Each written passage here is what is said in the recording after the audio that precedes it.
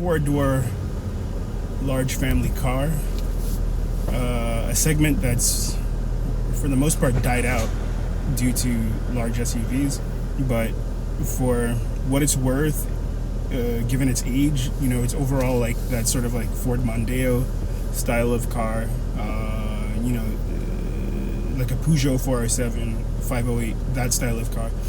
And I think what it has to offer is not bad. It has the 3-liter V6 diesel engine. Now this is a Isuzu built engine, so it's a Japanese company that's building the motor. They usually specialize in like light trucks, SUVs, you know, pickups, that kind of thing. So it's like that style of motor that's been tossed inside of a car like this one. So this thing could pull. It's front wheel drive, so it's very literally pulling the car, and it could pull. We're talking about, in terms of like torque, 400 Newton meter, which is basically, I don't know, I would classify that as good. It's not a sports car, but you know, with 400 Newton meters of torque, if you step on the gas, you're gonna feel it. Like it, so it certainly pulls. In terms of horsepower, it's like 184 horsepower. That's like 135 kilowatts. So I would classify that as adequate. It's not what I would call a weak motor. It's not overly strong either, but it's certainly not what I would call a weak motor. Really, it's not a sports car, but it is a typical average car that can move if you need it to do that. You know, when I first got this one, the way I try to describe it is like, try to think of like a large bodied dancer, you know? It's not gonna run a sprint like Usain Bolt, but at the same time, it could make like very quick, agile, you know, sort of like twitch motions, twitch movements, you know, so like it has agility. It has agility. I would say more than outright speed, like in a, and this thing, it could go in a straight line, but more so than outright speed is that it has agility. If you're changing lanes, merging onto highways and stuff like that, you really appreciate it.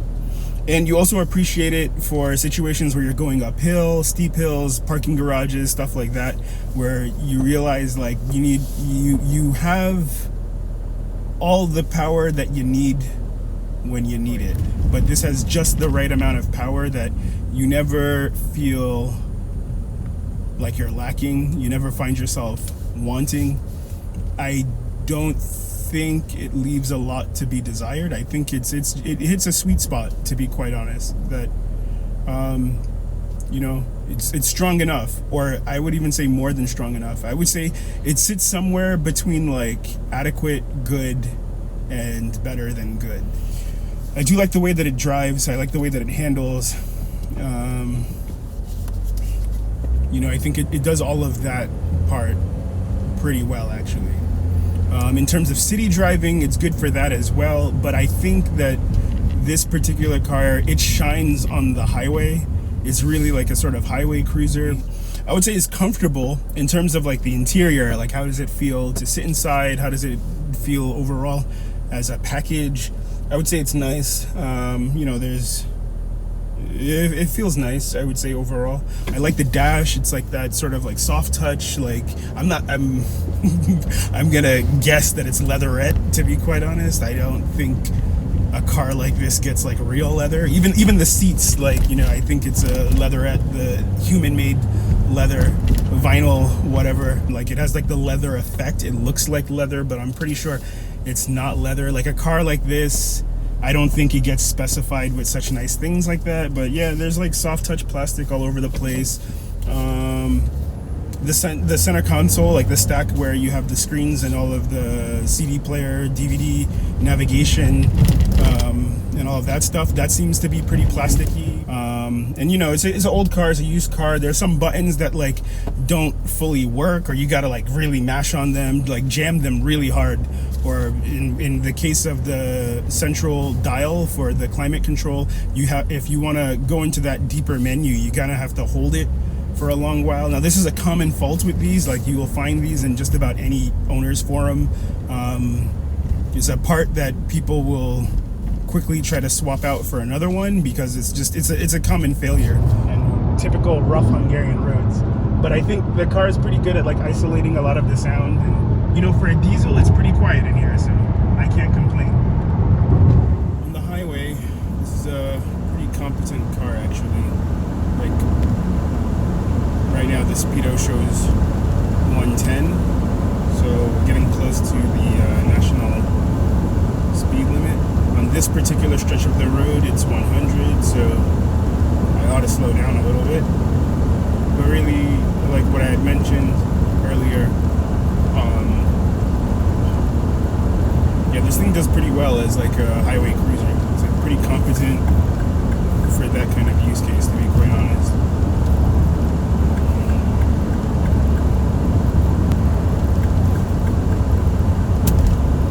Yeah, so the turning stalks are still something weird for me because it's not like the kind of stalk that locks into place.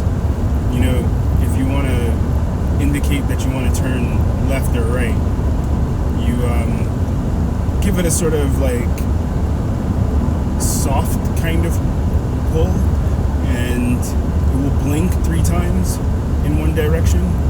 So, you know, if you don't fully change the stalk, it's not, or move the stalk, it's not going to continuously blink.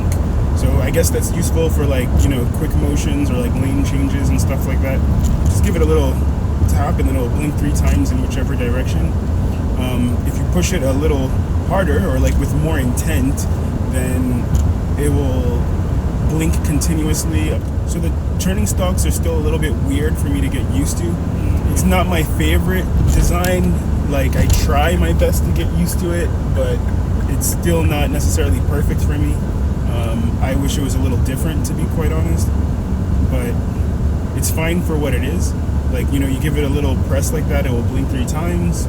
Okay, that's fine if you want to change lanes. Sometimes you get into like or at least I do, I get into a weird loop where like I tap it in one way and then the steering wheel doesn't center, so it doesn't turn off. Then I end up tapping it a little hard in the other direction, and that doesn't turn it off. It just makes it blink that I want to turn in the other way. So it looks ridiculous, where I get into a moment where I'm like blinking to the right, blinking to the left, and then blinking to the right, and it's just like I'm just trying to turn this thing off. It's kind of wild that it does that sometimes, actually. So it takes a little bit getting used to. You know, when I first discovered this was a thing, you know, forums online or YouTube videos, they would say like, oh, you get used to it, but I'm still fussing with it.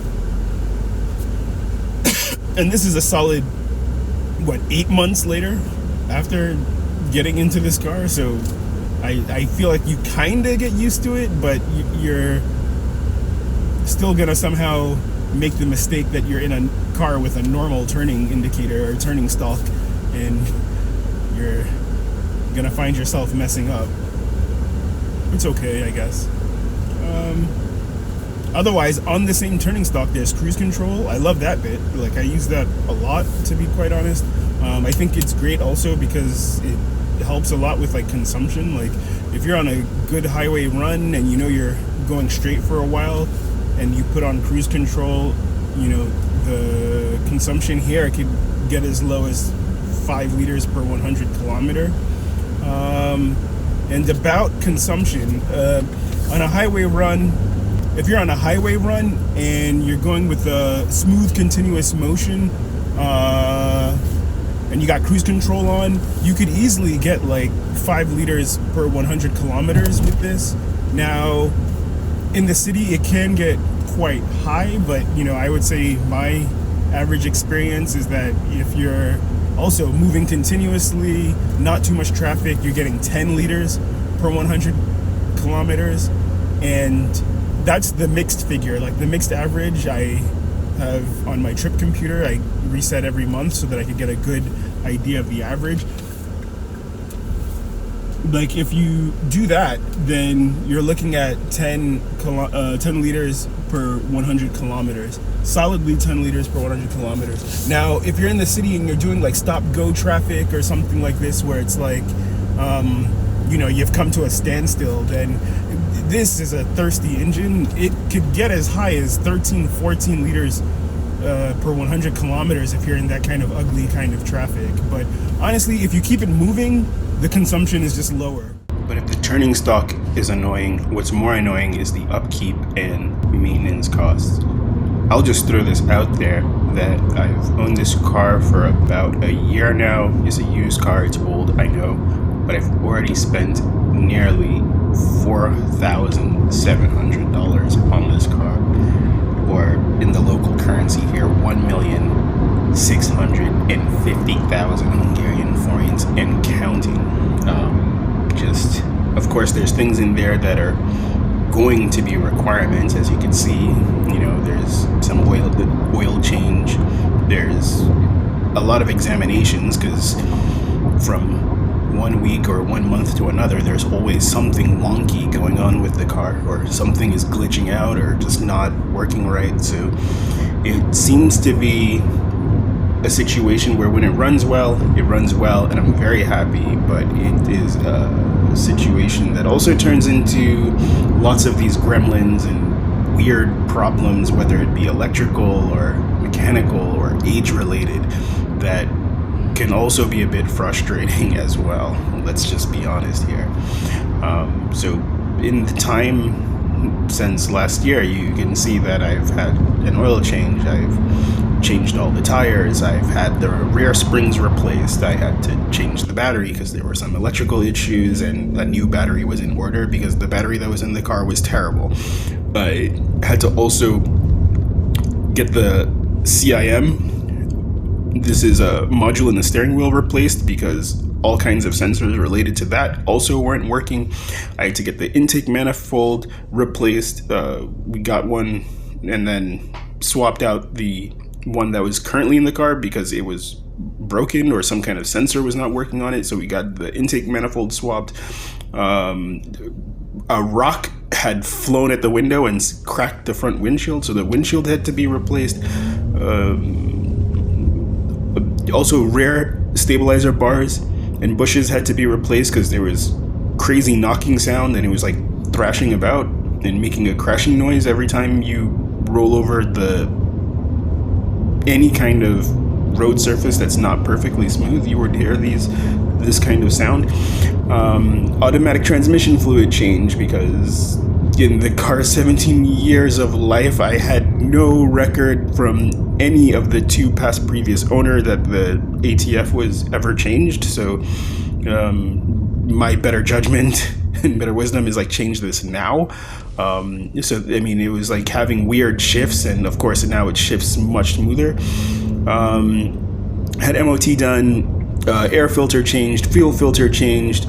The power steering pump had failed twice. It literally broke twice during my time with this car. The first time, all of the liquid leaked out, so I had the liquid replaced, and it was running fine for about a month or two. And then the entire system, the entire pump failed. Had that replaced. It was reprogrammed, and all of the shocks were leaking. And this car has the CDC adaptive shocks, some kind of control unit that allows it to adaptively change. So that's also a rare part, but in this case I had it refurbished. So there was a local guy who apparently is a specialist in this, so I had those refurbished, and now they're no longer leaking and the ride is much smoother. But that was probably, as a single fix, having all four of those shocks fixed is eye-watering. It was more than $1,000 to have that done. I've seen other prices elsewhere that it could be much higher, so hey, I feel somewhat lucky in what I had to pay, but it's not a great situation either. So as you can see, mechanics, parts, and repairs has been the largest spend keeping this car on the road. And I think it makes sense that also fuel is the second largest spend, but yeah, It's a great car. In my opinion, I think it's good. I do think that anyone interested in it should be a bit cautious. Make sure you know what's going on with the used car that you're about to buy. Definitely have some caution. That would just be my advice. I wouldn't tell you not to get a car like this. I wouldn't say I don't recommend it. I wouldn't go that far, but I would say be extremely cautious. Vectras are nice. I think that this car is really nice, to be quite honest, but it's not headache free. So there's that. I mean, to be honest, no car is, but, or at least no used car more than 10, 15 years old, no used car is headache free. But you know, these headaches are big headaches, you know. Let me not forget that the car has a weird rattly noise upon startup, especially when cold.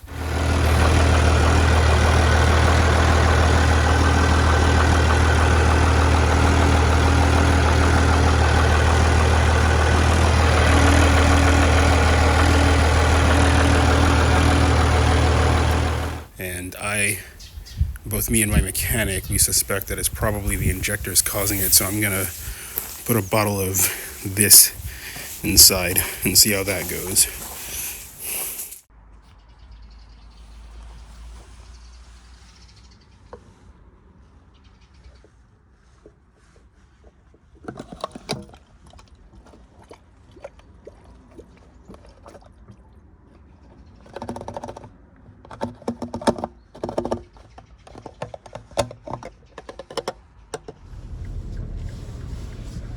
All right, so I put one bottle of the STP diesel injector cleaner inside of the tank, so that's 200 milliliters. It was a half tank of diesel. At this moment, it's the Shell V-Power that's inside there. So, you know, ever since I started having these injector issues, I mean suspected injector issues, because I don't know if that's what's causing the weirdness to begin with, but since that started, I switched back to using V-Power, because for the longest time I was using V-Power only premium fuel, because, you know, it has detergents in it, etc., to keep things clean. So yeah, now I threw in a bottle of injector cleaner. Hopefully that helps and we get less weirdness. So what I've been experiencing lately is this sort of like jerking, you know, like if I'm driving forward, it would kind of do like a like, it's like as if it's not a consistent, or at least not a smooth fuel delivery.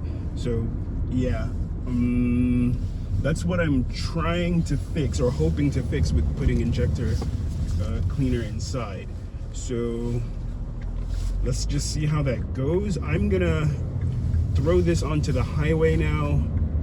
This is my second lap. I went around, so to like Budapest and back. So I'm gonna try to do that again and see if just you know, if I could go and you know, get the cleaner going through the fuel system, like actually get it moving and not just sitting in the tank. So hopefully it helps. You know, for the most part now everything sounds normal, and the idle sounds very smooth. It's not perfectly smooth because I still see the tachometer, the hand on the tachometer is kind of like bouncing just a slight bit. And before it used to be like straight, like super, like it would not even move at all. And like now it has like a bit of like a small minor kind of fluctuation. When this problem's at its worst, it's like going up all the way from like 800 RPM. It'll go up to 1,000. Like it's just like, but that hasn't happened today. Today it's been pretty smooth, and I'm hoping to get that to be a bit smoother. So yeah, let's go for the second lap now, and hopefully that gets enough of the cleaner through the system that things are running a bit better. Yeah, so let's go. You know, I think the problem's kind of getting better, especially like if I'm accelerating, like it feels like it's not hesitating to do so. But But again, now the engine is warm, and this problem usually manifests itself when the engine is cold and like within the first 10 minutes of driving. And now that I've been driving for like 20 minutes, I don't think it's gonna show up like how it was showing up before. Either way, I think it's still a good idea to give the engine a good clean. Now the temperature is, you know, around 90 degrees. There's some army dudes in these cars next to us, actually. It's kind of weird, for sure. Like, if you're accelerating, like, it does pick up, and it sounds good. I feel like every once in a while, there's a bit of a, like, kind of, I can't explain it. It doesn't make a sound. It's more of a feeling than a sound, you know? But it feels good. I mean, it feels better than when the problem was at its worst.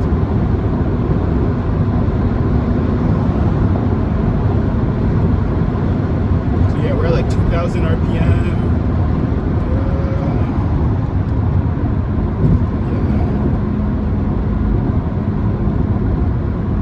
I think, you know, for this diesel engine, the sweet spot's kind of like between 1,500 and 2,000. I think that's where it gives like the most power, and like, you know, the speed is actually pretty good, like the road speed, not just the engine speed.